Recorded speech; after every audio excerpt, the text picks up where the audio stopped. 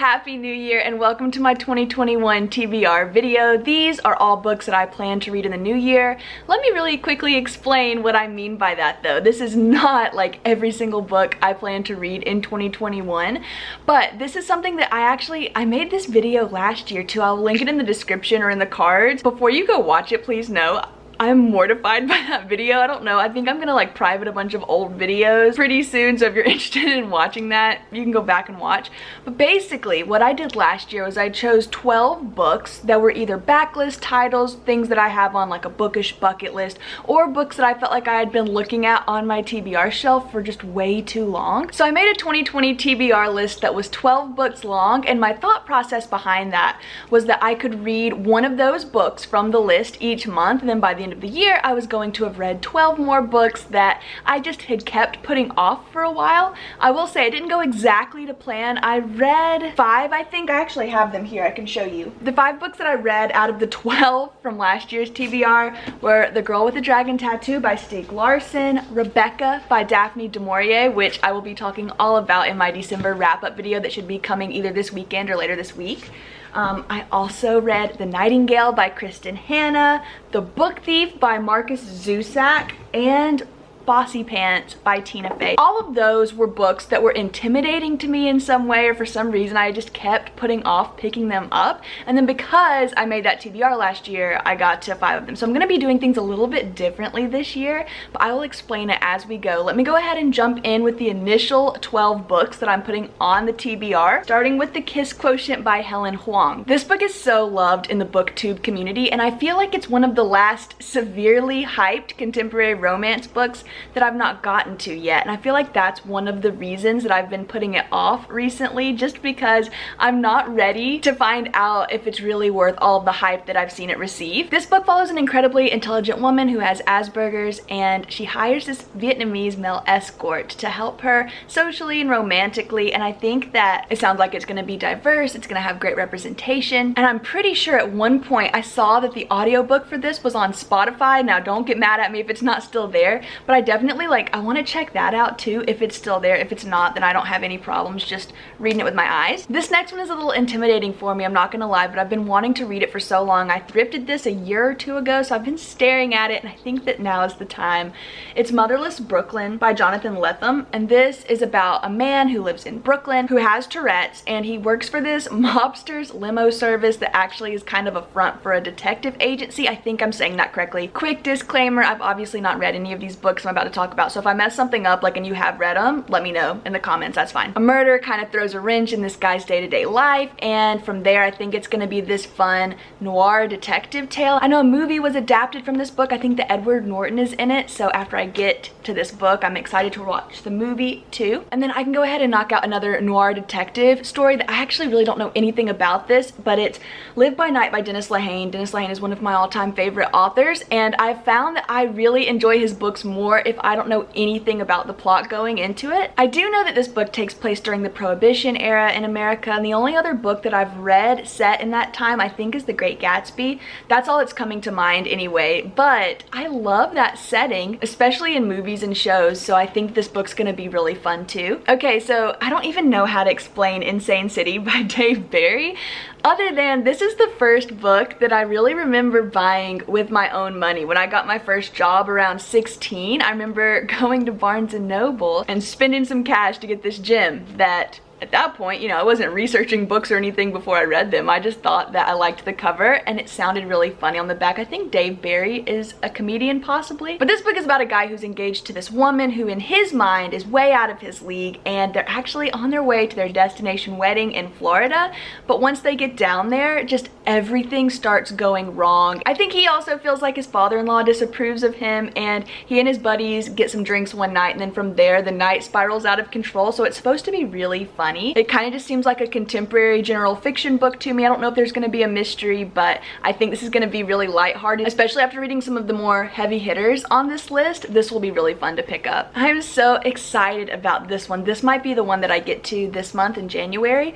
It's Us Against You by Frederick Bachman. This is the follow-up to Beartown by Frederick Bachman, which, as you know, was my very favorite book of 2020. I've had this book in my possession for almost exactly a year now, and I can't believe that I just keep putting it off off, but I know it's because I know another book in the Beartown series is coming out. I think it's coming out this year, and I just don't want another book hangover like I got after I finished Beartown. So part of me wants to put this off until the third book is out so I could zoom through both of them.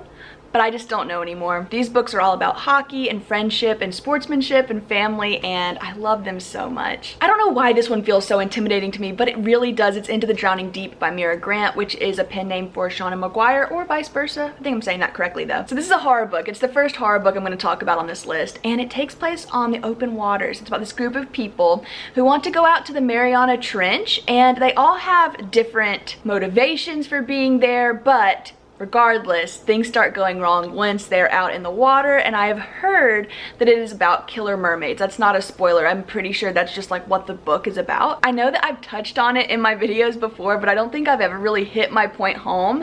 If there is one thing that I'm really afraid of, it is the water or the oceans. Like, I don't do boats. Like, I don't like to get in the ocean if I go to the beach. I might get in for a second, I get right back out. I can't stand it. So I think this book is gonna be really scary for me.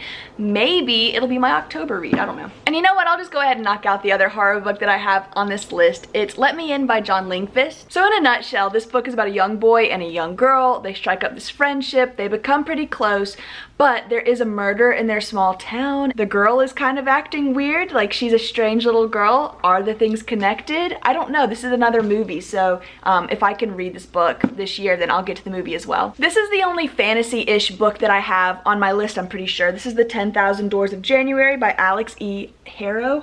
And this has a really cool trope that I love, which is a book within a book. I think it's about this girl who finds this book that gives her all of these different doors into like different stories or different realities. I think it sounds pretty cool. I love the cover. This is something I wanted to read in last January. It didn't happen, and I'm also, I have so much on my plate for this January's TBR that I don't think I'm going to be able to get to it in January, but I'll get to it at some point in the year. Next, I want to talk about The Most Fun We Ever Had by Claire Lombardo. This book is really intimidating to me, really because of the length. I've been putting it off for over a year now. It's a pretty big book. From what I remember, it's about these sisters, and the sisters are all very different. And then one day, once all of these sisters are grown adults, this young man shows up on a family's doorstep claiming that one of the sisters is his biological mother, and so I think it's going to be a little bit of a mystery of which one of these women that we've been following secretly birthed a child that the others didn't know about. I hope it's that slow burn literary fiction genre that I just love so much. I also love the cover. It's so sleek and so beautiful. Next is a book that I don't think I've ever heard anyone else talk about on BookTube.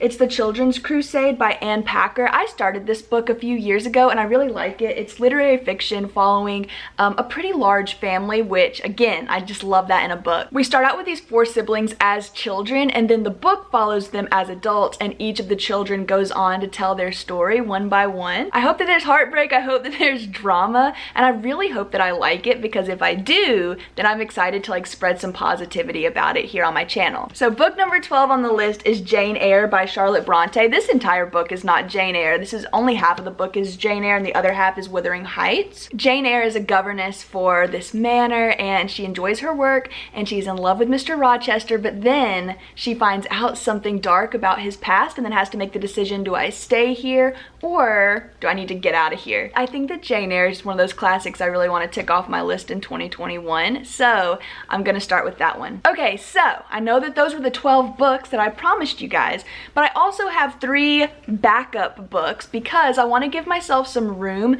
to DNF any of these books if I start them and I'm not feeling them, or I see like, this isn't all it's cracked up to be. This is just so foolproof in my mind that now I won't be able to fail my 2021 TBR because I'm gonna allow myself to DNF up to 3 of these books, and then these are my 3 official replacement books. I hope that made sense. I'm not gonna go super into detail about these, but they are Gone Girl by Gillian Flynn. I have not read Gone Girl. It's the only Gillian Flynn book I've not read, but I've seen the movie Gone Girl. I watched it when it first came out like 5 or 6 years ago, and then I watched it again recently, and I'm not a huge fan, but even if I was a huge fan, once you know the twist, I don't know if the book is gonna like hit the same way.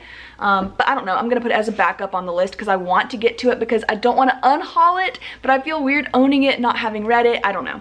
I also want to read This Boy's Life by Tobias Wolff. I feel like all of my creative writing teachers in college got together and decided that this was like the memoir. Like whenever we go over memoir writing or whatever, we're gonna use this as a template. And so I've read so many excerpts from the book the different teachers decided to use, but I've never read the book entirely. So I really want to just sit down. I've got like bookmarks at random places. I don't know where I was. I tried reading this from start to finish a few times, but it's just about this boy who's raised by his single mother in the 1950s and like all the shenanigans they get into, and it ranges from being like funny to very, very sad and hostile and cruel, and it's just a wild story, and I want to read it in its completion this year. If I DNF a book, which I know I'm gonna DNF probably another one of those I talked about earlier. And lastly, I have The People in the Trees by Hanya Yanagihara. I've tried starting this book like 50 times because Hanya wrote A Little Life, which is my all-time favorite book. But this book, I like it, but it's very difficult to read because of the footnotes. Basically, the book is about this scientist who discovered a tribe of people who found a way to preserve their youth forever, but even though their bodies are living together, their minds continue to age and deteriorate, like with the time that they spend on Earth. So the book is written about this scientist, but like with the way it's written, it's very biased. So then there are footnotes on just about every page trying to like weed out, oh, but that might not be the truth, but that might be the truth, and it's really confusing. It's just very time consuming for me to read, so I don't know. That's why I keep putting it off. As you can see, I feel like all of these books came with little caveats and little reasons of why I've been putting them off for so long, but again, that's what the video is all about. As always, thank you guys so much for watching this video. Let me know in the comments what book you are most excited to read in the new year, whether it's like a backlisted book or if you're really excited for some new 2021 releases. All right, hopefully I can edit this and get it up on New Year's Day. We will see, but I'll definitely see you in the next one. Bye.